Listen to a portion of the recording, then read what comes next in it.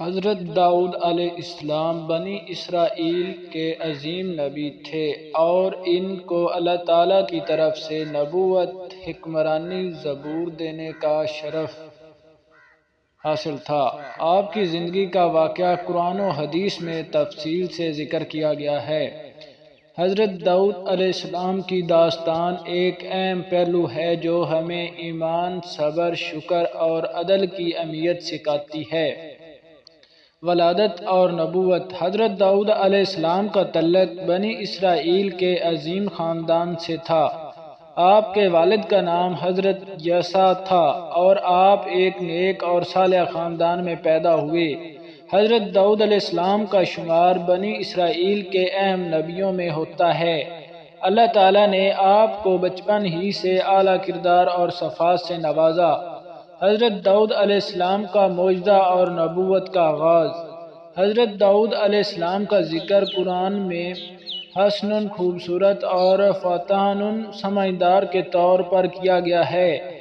آپ کا ایک مشہور واقعہ جس سے آپ کی نبوت کا آغاز ہوتا ہے وہ یہ تھا کہ جب بنی اسرائیل کی جنگ میں آپ جوان تھے تو آپ نے جلوت، جو کہ ایک بہت بڑا اور طاقتور جنگجو تھا، کو قتل کر دیا۔ اس کے بعد اللہ تعالیٰ نے آپ کو نبوت عطا کی۔ زبور کا عطا ہونا۔ حضرت داؤد علیہ السلام کو اللہ تعالیٰ نے زبور نامی کتاب دی جو کہ ایک الہامی کتاب تھی۔ زبور میں اللہ کے ذکر اور اس کے حمد و ستائش کے عبادات شامل تھیں۔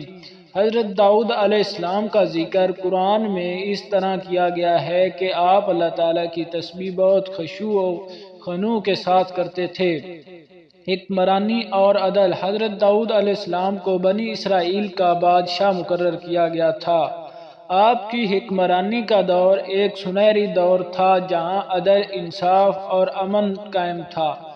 آپ نے اپنے ملک میں عظیم اور ناانصافی کے خاتمے کے لیے بہت کام کیا۔ آپ کا عدل اور انصاف کا طریقہ اتنا مشہور تھا کہ لوگ آپ کے فیصلوں کو حق سمجھتے تھے۔ حضرت داؤد علیہ السلام اور ان کا دعا کا طریقہ۔ حضرت داؤد علیہ السلام کی دعا کرنے کا طریقہ بھی بہت خاص تھا۔ آپ اپنی دعا میں اللہ کی عظمت اور بڑائی کا ذکر کرتے اور دل سے گڑ گڑاتے ہوئے دعائیں کرتے تھے۔ اللہ تعالیٰ آپ کی دعاؤں کو قبول کرتا اور آپ کی مشکلات کو آسان کر دیتا۔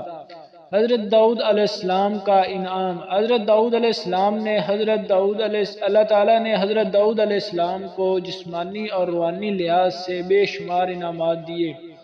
آپ کے جسم کی بناوٹ بہت حسین تھی اور آپ کی آواز اتنی پرتاثیر تھی کہ جب آپ قرآن کی تلاوت کرتے تو آپ کی آواز سن کر پرندے اور پہاڑ بھی تسبیحاں کرتے تھے۔ وفات۔ حضرت داؤد علیہ السلام کا انتقال ایک بڑے غم کا سبب تھا۔ آپ کی وفات کے بعد آپ کے بیٹے حضرت سلمان علیہ السلام نے آپ کی جگہ خلافت و حکمرانی سنبھالی۔ حضرت داؤد علیہ السلام کی زندگی کا پیغام کردار یہ ہے کہ انسان کو اللہ تعالیٰ کے راستے پر چلنا چاہیے اور اپنے کردار کو بہتر بناتے ہوئے دوسروں کے ساتھ عدل و انصاف کرنا چاہیے۔ حضرت داؤد علیہ السلام کی زندگی سے ہمیں یہ سبق ملتا ہے کہ اللہ تعالیٰ کی رضا کے لیے انسان کو اپنی کوشش جاری رکھنی چاہیے اور ان کے فیصلوں کو تسلیم کرنا چاہیے۔ حضرت داؤد علیہ السلام کا ذکر اسلامی تاریخ اور قرآن مجید میں ایک عظیم پیغمبر کے طور پر کیا گیا ہے۔ قرآن کریم اور حدیث مبارکہ میں ان کے واقعات کو بیان کیا گیا ہے۔ ایک روایت جو کہ اکثر لوگوں میں معروف ہے وہ حضرت داؤد علیہ السلام اور ان کے زمانے کے لوگوں کا بندر بن جانے کا واقعہ ہے۔ تاہم یہ ضروری ہے کہ ہم قرآن و حدیث کے مقصد تفسیروں اور علماء کی رائے کی روشنی میں اس بات کو سمجھیں کہ یہ واقعہ کس طرح پیش آیا اور اس کا مقصد کیا تھا۔ حضرت داؤد علیہ السلام کا مقام اور پیغام۔ حضرت داؤد علیہ السلام کو اللہ تعالیٰ نے نبوت اور بادشاہی کے ساتھ نوازا تھا۔ ان کی حکمت اور عدل کے قصے مشہور ہیں۔ قرآن میں حضرت داؤد علیہ السلام کا ذکر کئی مقامات پر آیا ہے جہاں ان کی زندگی کے مختلف پہلوؤں اور آزمائشوں کو بیان کیا گیا ہے۔ حضرت داؤد علیہ السلام کی قوم کا امتحان۔ حضرت داؤد علیہ السلام کی قوم کے ساتھ ایک بڑا امتحان آیا جس کا ذکر سورۃ البقرہ، سورۃ المائدہ اور سورۃ الاعراف میں ملتا ہے۔ اللہ تعالیٰ نے ان کو ہفتے کے دن کے بارے میں آزمائش میں ڈالا۔ اللہ تعالیٰ نے بنی اسرائیل کو حکم دیا تھا کہ ہفتے کے دن کو عبادت کے لیے خاص کریں اور اس دن کسی قسم کی دنیاوی کام یا شکار سے اجتناب کریں۔ ہفتے کا دن کا امتحان اور مچھلیوں کا ظاہر ہونا روایات کے مطابق اللہ تعالیٰ نے بنی اسرائیل کو آزمائش میں ڈالنے کے لیے ایک عجیب طریقہ اپنایا۔ ہفتے کے دن وہ لوگ جو ساحلی علاقوں میں رہتے تھے دیکھتے کہ بڑی تعداد میں مچھلیاں سمندر کی سطح پر آتی تھیں اور نظر آنے لگتی تھیں، جو کہ دیگر دنوں میں کم ہی نظر آتی تھیں۔ یہ ایک آزمائش تھی کہ وہ لوگ اللہ کے حکم کو نظر انداز کر کے شکار کرتے ہیں یا اللہ کے حکم کی پیروی کرتے ہیں۔ قوم کا گناہ اور عذاب۔ حضرت داؤد علیہ السلام کی قوم کے بعض لوگوں نے اللہ کے حکم کی نافرمانی کی اور ہفتے کے دن مچھلیوں کا شکار کرنے کے لیے مختلف چالاکیاں اختیار کیں۔ انہوں نے جال لگا کر مچھلیاں پکڑنے کا منصوبہ بنایا تاکہ وہ ظاہری طور پر اللہ کے حکم کے خلاف ورزی نہ کریں لیکن عملاً اس کا شکار کر سکیں۔ عذاب کی شکل بندر بن جانا۔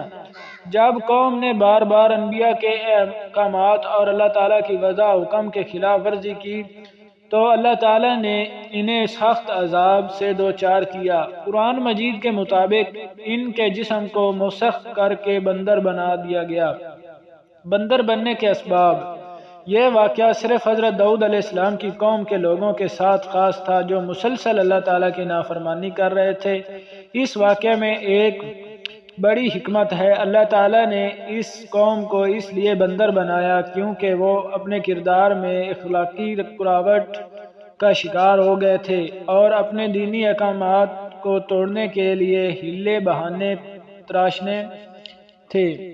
نصیحت اور سبق۔ یہ واقعہ ہمیں اس بات کی نصیحت بھی اشارہ کرتا ہے کہ اللہ تعالیٰ کے احکامات کو چھوڑنے اور بہانوں سے توڑنے کی کوشش کرنے والے کبھی کامیاب نہیں ہوتے۔ اللہ تعالیٰ نے اس واقعے کو دیگر قوموں کے لیے ایک عبرت ناک بنا کر بیان کیا تاکہ لوگ اس سے سبق حاصل کریں اور اللہ کی نافرمانی اور چال بازی سے بچیں۔